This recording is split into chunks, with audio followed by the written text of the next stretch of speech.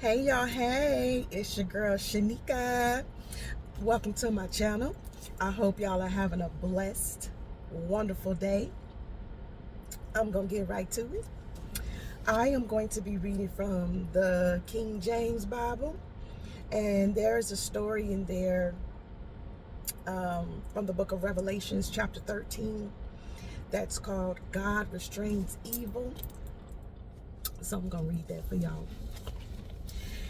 It goes, the presence of pain, suffering, and evil in the world causes some people to wonder whether a good God exists, and if he does, why doesn't he put an end to it if he can?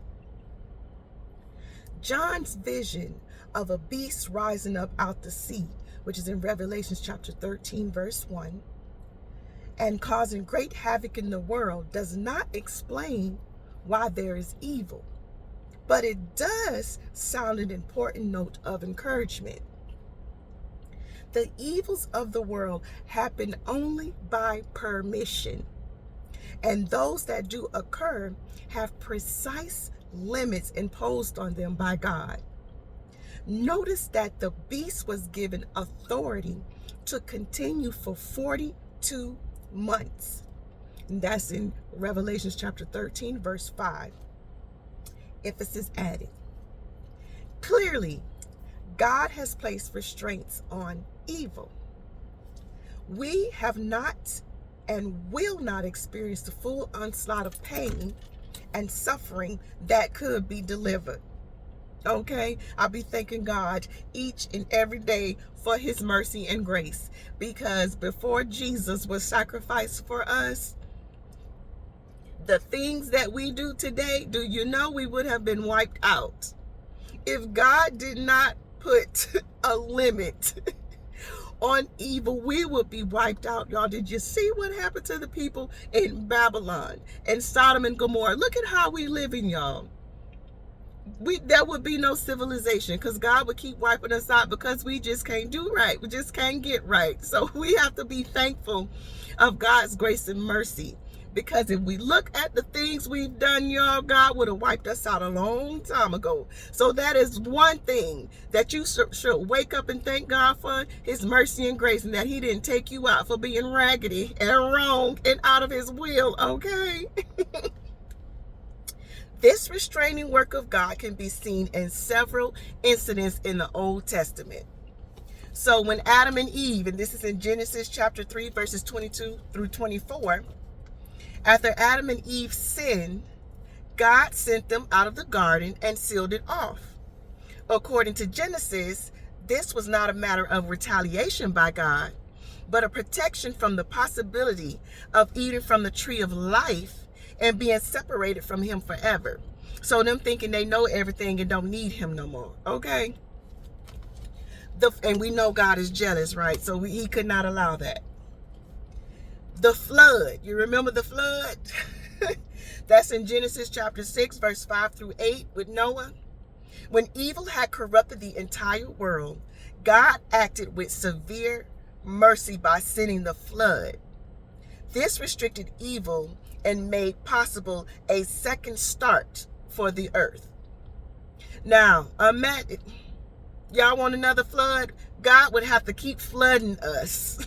Okay, if he didn't give us his grace and mercy, he would have to keep flooding us out. There would be no civilization. Or what about the Tower of Babbel? That's in Genesis 11, verses 1 through 9. Again, widespread evil threatened to consume the creation. God intervened by confusing the languages of the peoples to limit their collusion and wickedness. This was a case of God preserving sinful humanity from itself. And let's talk about Job. In Job chapter 1, verses 6 through 2. Satan wanted to prove to God that Job's faithfulness was merely the result of God blessing him, so what God could do for him. So God granted Satan limited permission to inflict suffering. So he asked for permission to rain hell on Job's life. God granted it to test Job's faithfulness to him. John was writing to believers to help them maintain a realistic view of good and evil in the midst of the intense persecution. Today, as we watch televised reports of death and disaster around the world, and as we experience pain and suffering in our own families and among our neighbors and associates, we too need to maintain a godly perspective. God has placed limits on evil. The very fact that we have a distaste for it reflects that we do indeed bear God's image as his creatures. Y'all, the title was God Restrains Evil. He puts limits. He does not let mischief go full out on us. Because if he did, again, y'all, we wouldn't be here. We wouldn't be able to handle it. We wouldn't be here. So those different stories of Adam and Eve, the flood, the Tower of Babbel, and Job are examples of God's extending his grace and mercy. And that is something that we need to thank him for each and every day. Because if we don't, and we don't make it an effort to wake up every day and do better than what we did yesterday, he coming. God coming. And as we can see, mischief can't do anything without God's permission. So if we don't give him something to go tell on us about, then he can't rain hell into our life. So y'all, let's not give mischief a reason to go tell God, ask God to inflict pain on us. Okay? And let's remember God's grace and mercy. And if you haven't read those chapters of what he did to those people in Sodom and Gomorrah and in Babylon, how those people were acting, if we look around and see how these people acting today, be thankful, y'all. Be thankful and grateful he ain't sending people in your life to wipe your whole generation out, because that's what God did. That was his wrath.